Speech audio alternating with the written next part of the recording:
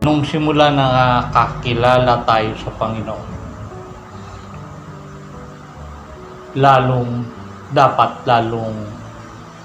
lalo nating siyang minamahal. Lalo lumalalim yung pag-ibig natin sa Diyos.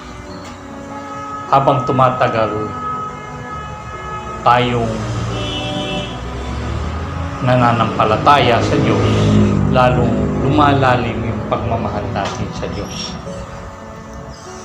Hindi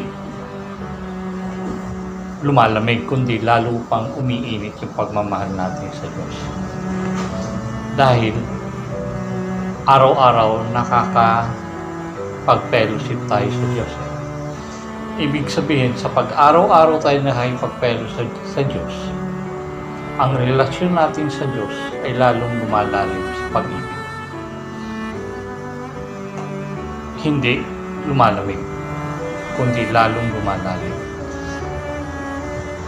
Ang mga apostol ni Jesus, 3 taon niyang nakasama. Diba?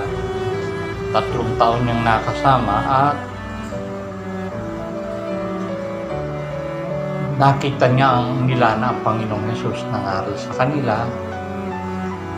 Pinakita ng Diyos ang pag-ibig nila sa kanila at nagturo sa kanila at nakakita sila ng mga himala na galing sa ating Panginoon. Pagdating nung sa chapter 14, nagpaalam ang Panginoon. Pamilyar na pamilyar kayo sa verse na to. Sa 14 ng 1, huwag mabagabag ang inyong mga kalooban. Sumasampalataya kayo sa Diyos, sumasampalataya din naman kayo sa akin. Sa bahay ng aking Ama ay maraming silid. Kung hindi ito totoo, sinasabi ko sa inyo, pupunta ako roon upang ipaghanda kayo ng matitirhan. At pag ipinaghanda ko kayo ng matitirhan, ako'y babalik at isasama ko kayo upang kayo'y makapiling ko kung saan man ako naroon. At hanggang sa pababa. Hindi na natin babasahin yung buo, pero hanggang chapter 16. Yun yung pamamaalam ng Panginoong Jesus na pupunta siya sa langit.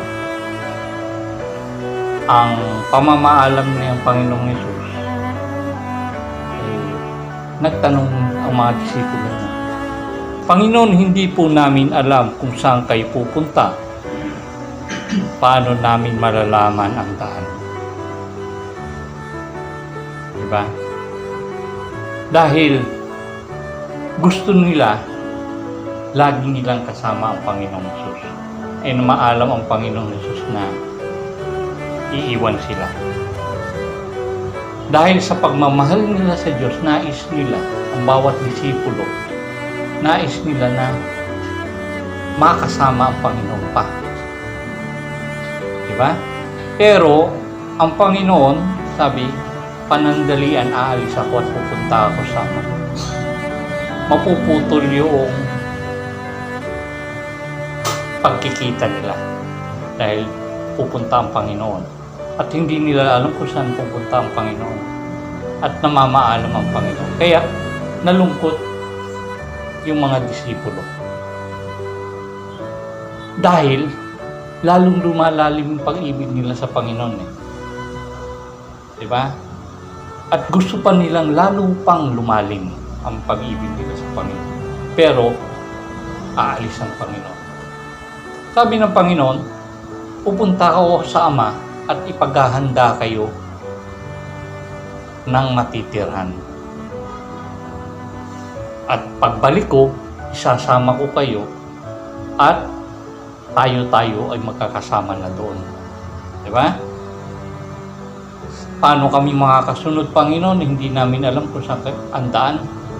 Sabi ni Tomas. Nagbilin pa ang Panginoon, huwag kayong mag-alala sa mga sa pababang verse.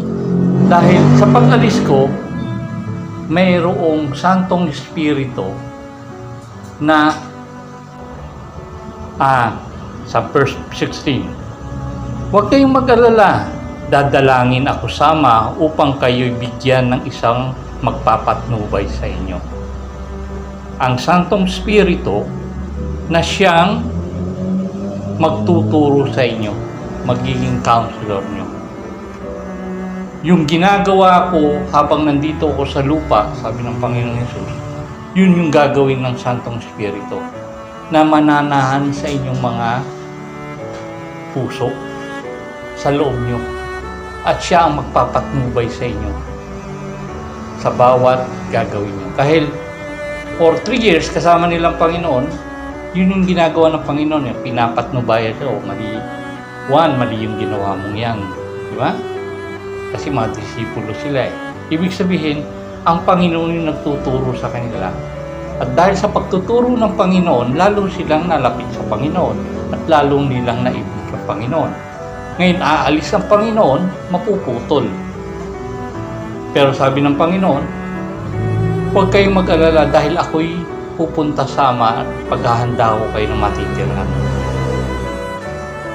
Sa mga Hudyo, alam na alam nila yun, yung ang ibig sabihin nun, na ang lalaki para ikasal sa isang babae, aalis at pupunta sa isang lugar at ipaghahanda siya ng bahay na titira nila pag mag-asawa na sila.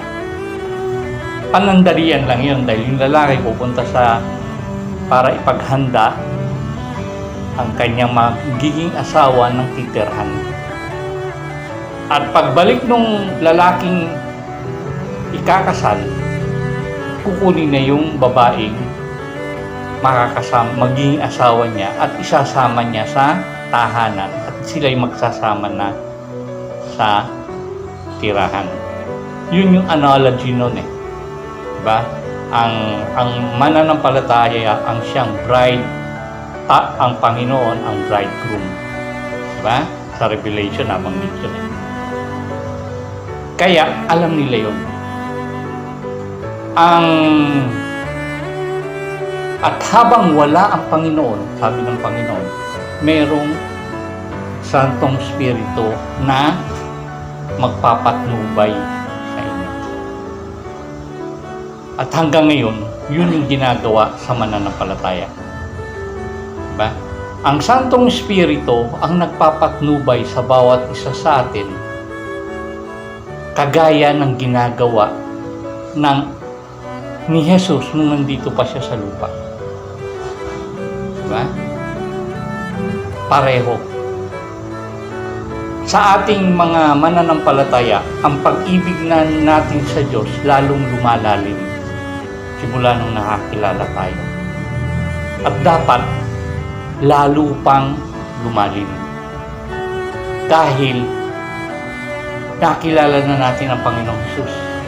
Ang Santong Espiritu ang nagpapatnubay sa atin na lalo tayong tinuturuan, lalong lumalim ang pag-ibig natin sa Panginoon. Yun yung pinagkaiba ng merong kang relasyon sa Diyos na may pag-ibig ka sa Diyos kesa may reliyon ka lang. Diba? Pwede ang isang tao may reliyon, maraming alam sa Diyos, pero ang pag-ibig sa Diyos wala. Diba? Kasi ritual lang yung ginagawa niya. Sa pagsimba, sa pagsisilbi sa kapwa. Diba? O sa pag-aaral ng salita ng Diyos. Pwedeng marami siyang alam tungkol sa Diyos, pero ang pag-ibig niya sa Diyos hindi lumalalim. Diba? Sa tunay na mananampalataya, dapat habang tumatagal ka sa paglakad sa katwiran, lumalalim ang pag-ibig mo sa Diyos. Diba? Sabi pa nga niya doon sa verse na yun, doon sa chapter na yun, ang umiibig sa akin ay umiibig sa Ama. Ang umiibig sa akin ay tumutupad ng aking mga utos. Diba? Kasi, yun nga eh. Yun ang pinagkaiba nun eh. Pwedeng mayroong reliyon ang isang tao, pero walang pag-ibig sa Diyos. Ang pag-ibig niya sa Diyos hindi lumalalim. 10 taon ng mananampalataya, pero ang pag-ibig sa Diyos sa ibabaw lang. Diba? Makipag-fellowship ka sa Diyos para lalo pang lumalim ng lumalim ang pag-ibig mo sa Diyos. At makikita mo yung liwanag ng Diyos. Di ba? Kasi meron kayong fellowship ng Diyos. Kaisa ka ng Diyos. Di ba? Mayroon kang pakiki-isa sa Diyos pag kayo lang ng Diyos. Kahit walang ibang nakakita, ang pananampalataya mo at ang pag-ibig mo sa Diyos lumalalim ng lumalalim. Sa totoo lang, ang mga disipulo nung unang panahon, walang alam tungkol sa Holy Spirit eh. Kasi kailan lang naman na isulat ang New Testament eh. Tayo alam natin na ang Santong Espiritu ang Holy Trinity, isa sa mga Holy Trinity. Diba? Alam natin na ang Santong Espiritu ay Diyos. Sila, hindi bago katuruan sa kanila yun. Unang-una lang nilang narinig dito sa sinabi ng Panginoon yun. Huwag kayong mag-alala. Pupunta ako sa Ama at sasabihin ko sa Ama, bumaba ang Santong Espiritu para habang wala ako, ang Santong Espiritu na ang gumagabay sa bawat mananampalataya. Kung ano yung ginagawa ni Jesus nung nandito siya sa lupa, yun din yung ginagawa ng Santong Espiritu sa buhay ng bawat mananampalataya, sa puso, sa kaluluwa, sa espiritu ng tao. Diba? Kaya, kung nasa iyo ang Santong Espiritu, lalong lumalalim ang pag-ibig mo sa Diyos. Hindi lang karunungan. Dahil ang totoo lang, walang kaalam-alam ang mga apostol nun tungkol sa karunungan ng Santong Espiritu noong mga panahon na yun. Dahil bumaba ang Santong Espiritu nung pumunta na si Jesus sa langit. At sabi niya, maghintay kayo muna sa Jerusalem at manalangin kayo sa upper room. Diba? At nung habang nandun sila nananalangin sa upper room, anong nangyari? Bumaba ang Santong Espiritu at pinuspos ang bawat mananampalataya sa buong upper room. Sa second floor, ay ibig sabihin ng upper room. Diba? Sa taas. Diba? Lahat ng mananampalataya doon, nakakita sila na parang dilang apoy sa kanilang mga bunbunan. Diba? At nakapagsalita sila. Iba't ibang wika, nangaral sila, nagkaroon sila dati nagtatago sila eh. Pero dahil bumaba ang Santong Espiritu at napuspos sila, nangaral sila. Yung mga Grego, iba-ibang nasyon na nandun, nagsasalita siya na iba't ibang wika sa iba-ibang language. Diba? Hindi alam ng mga apostol yung pagkilos ng Santong Espiritu yun. First time na nangyari yun. Diba? At walang karunungan ang mga apostol nun. Hindi nila alam yun. Gawa lang yun ng Santong Espiritu. Diba? Kasi ang Santong Espiritu ang siyang gumagabay sa bawat mananampalataya. Siya rin ang nagko-convict sa mga kasalanan ng mga tao. Hindi ang taong nangangaral, kundi ang Santong Espiritu ang nagko-convict sa mga kasalanan mo. Nakalagay rin yun doon sa, kung babasahin mo yung John 14, 15, 16 chapter. Hindi sa kakayanan ng tao, kundi sa Santong Espiritu na siya ang mag-uudyok upang ang isang makasalanan magsisi at magbalik loob sa Diyos. Hindi sa karunungan ng tao. Bunga yun ng puspos ng Santong Espiritu. Diba? Ang kailangan lang ng isang mananampalataya, lumalim ng lumalim ang pag-ibig niya sa Diyos. Iba yung lumalim lang ang karunungan. Maraming yan. Maraming alam sa Biblia, pero ang pag-ibig sa Diyos, kahit kakarampot, walang pag-ibig sa Diyos. Pag wala kang pag-ibig sa Diyos, sigurado wala rin yung pag-ibig sa kapwa. Diba? Kasi nasa utos ng Diyos yun.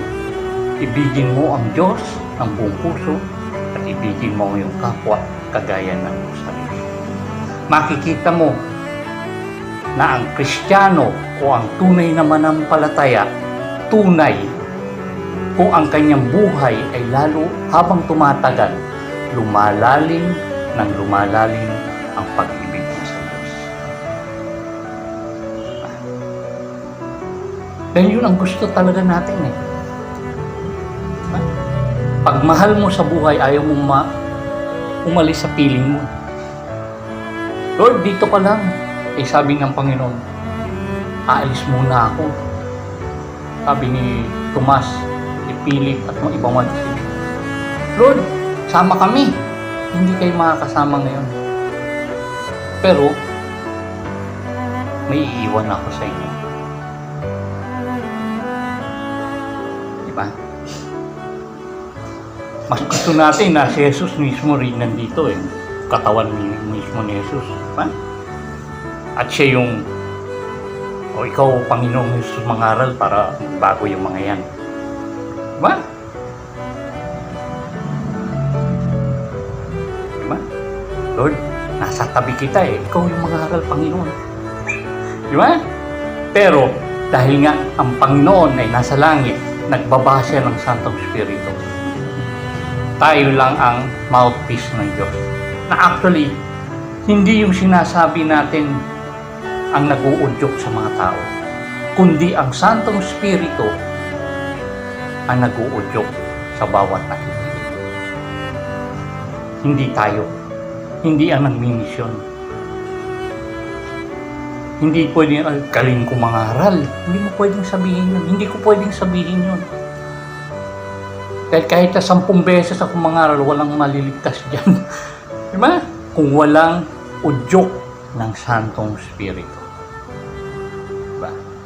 Pero, pag Santong Espiritu ang nangusap, kahit hindi siya bumilib dun sa sinasabi ng tao, nakukonbik ang puso niya. Alam nila sa Diyos yung sinasabi niya. Kailangan kong magbalik loob sa Diyos. Kailangan ko lalo kong ibigin ang Diyos. Lalo akong lumalim ang pag-ibig ko sa Diyos. Hindi lang magkaroon ng reliyon. Diba? Yun yung sabi ko nga, pinagkaiba ng tunay na mananampalataya at yung mayroon lamang reliyon.